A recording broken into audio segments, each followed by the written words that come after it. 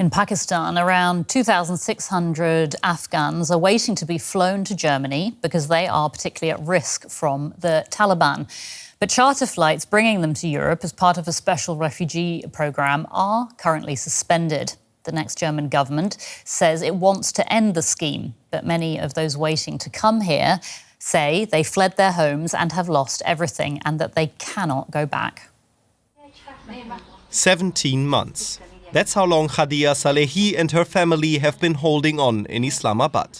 I came to Pakistan with the hope of being able to travel on from here to a third country to lead a quiet life with our families. Back in Afghanistan, Khadija worked as a prosecutor. When the radical Islamist Taliban recaptured the country in 2021, tens of thousands of people who had worked for German organizations lost their jobs and were at risk of persecution. The then German government promised to take them in. In 2022, Germany set up an admission program for Afghans at risk. Journalists or lawyers like Khadija and people like Ahmad Sohail, a human rights activist. When we found out that we were accepted into the program for resettlement to Germany, we were very happy. I hope this process will not be stopped and that we will be successful in getting to Germany. He and Khadija were lucky. Their transfer to Islamabad and their living costs have so far been paid for by a German aid agency. They say others had to sell everything they had to get a visa to Pakistan. But the new German government, which takes office at the beginning of May, wants to suspend the programs that promised them a route to Germany.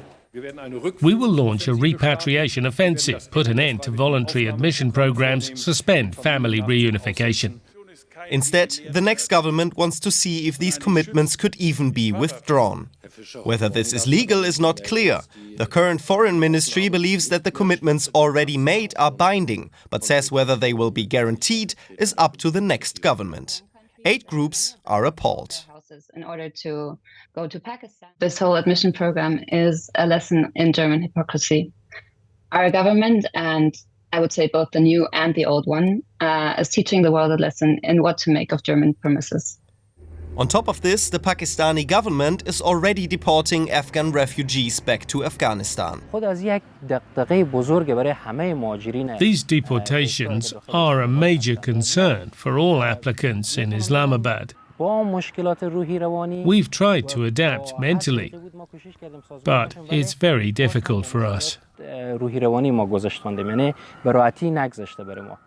But despite such obstacles, both Ahmed and Khadija still hope to make it to Germany because they say it's not safe to return to Afghanistan. Therefore, we have high hopes that Germany will accept us, as the German people are known for keeping their word. We spoke to some Afghans who made it to Germany on the last flight from Pakistan chartered by the outgoing German government. They're now preparing to start a new life here at the end of a 2-year struggle. A note to our viewers, one woman in the story asked that we conceal her identity because she fears possible repercussions for her family still in Afghanistan. Zakir and Layla celebrate their safe arrival to this camp in Germany. But they have mixed feelings, joy and pain to process. The Afghan couple was on the very last flight organized by the outgoing German government. I couldn't believe it when our flight took off from Islamabad, because our flights were cancelled once before. Then I was thinking, would I achieve the goals I had in my mind? And then I had these strange feelings of freedom, joy, and prosperity. Both of them are artists. Zakir painted these images about life under Taliban rule. This painting represents women in Afghanistan. It's hard to talk about it. I feel like crying. The woman is wearing a burqa, and there's a cross on it, which means that women have no value in Afghan society. Freedom is what Ali, a journalist and filmmaker, hopes to find in Germany, for himself, his wife and his daughter. I had this feeling, honestly, at first. I couldn't believe it.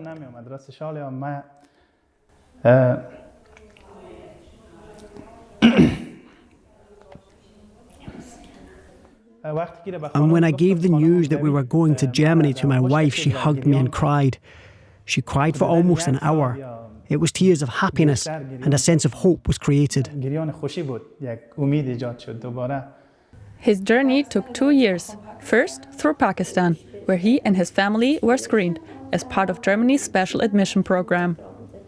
So for us, it's a good way for people to come to Germany. It's kind of better to know which people are coming, because we can provide everything for them. We know that they are security checked before.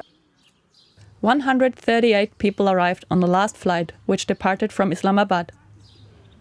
Under pressure over migration, the incoming government has pledged to do as much as possible to stop special admission programs. I'm sure that after the distressing news that the last flight carrying at-risk Afghans to Germany has taken place, the stress and the psychological pressure of those in Pakistan have increased significantly. For now, Mariam's family is focusing on learning German, so they can start building a new life here with their daughter. I'm so happy that now I can send my daughter without any worry or stress to school, and without the worry that, God forbid, after a certain age, my daughter will not be allowed to go to school or that she has no right to work. Sakir and Leila will go to Bavaria, where they'd like to start their own art studio. Munich is a major city with many opportunities for personal and professional growth. Anyone looking to progress can certainly do so here, and it's a place where one can build a promising future and a fulfilling life. They want to make up for lost time, but with the burden of knowing so many others won't have the same chance.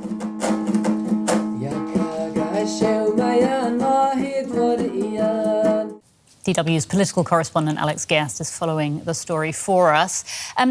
Alex, tell us more about why the new German government wants to end this refugee admissions programme.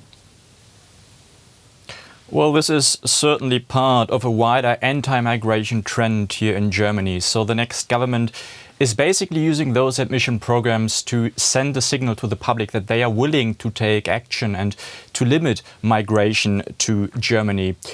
Usually before those Afghans enter Germany, they undergo security checks. Yes, over the last weeks and months, there have been some reports about those security checks that have caused some mistrust in the German public.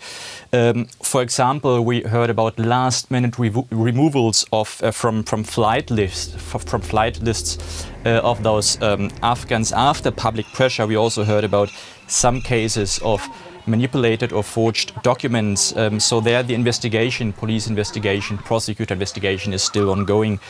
But to provide you some context here, we of course don't know why reportedly Afghan refugees granted permission to come to Germany would then manipulate those documents. It could be that some documents were just necessary to enter Germany and they just had to leave them back in Afghanistan because they had to leave their country in a hurry. So this is something that the investigation will reveal over the last weeks and months. And also some context here, I think very important to note, is that since the Taliban took over in Afghanistan in 2021, 38,000 Afghans have entered Germany via some kind of admission program. And these controversial cases I just outlined, they are just a tiny minority, but apparently a tiny minority is still too big for the incoming next government, which is why they have ended this, or they plan to end this program. And what's the reaction been to the idea of scrapping this program? The far right certainly will be quite happy because they have demanded an end to those programs from the very beginning. The leftist party is more critical, of course. They demand a continuation of this program.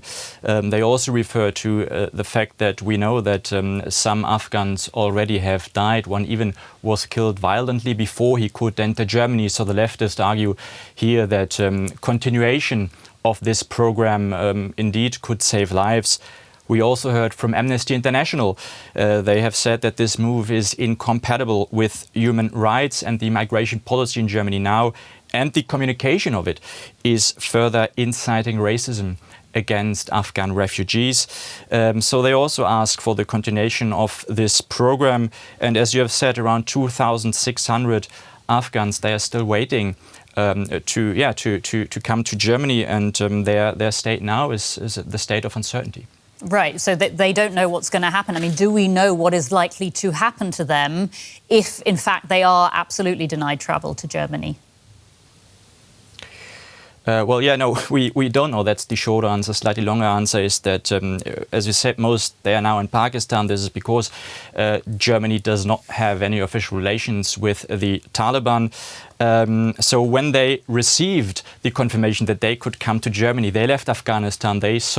Many of them sold everything they own to come to Germany. They left their lives back in Afghanistan, and then they went to Pakistan for those security checks. We don't know if it's legal to revoke those permissions that German authorities already have granted. The time will tell. DW's Alex Gerst, thanks so much for bringing us up to date there.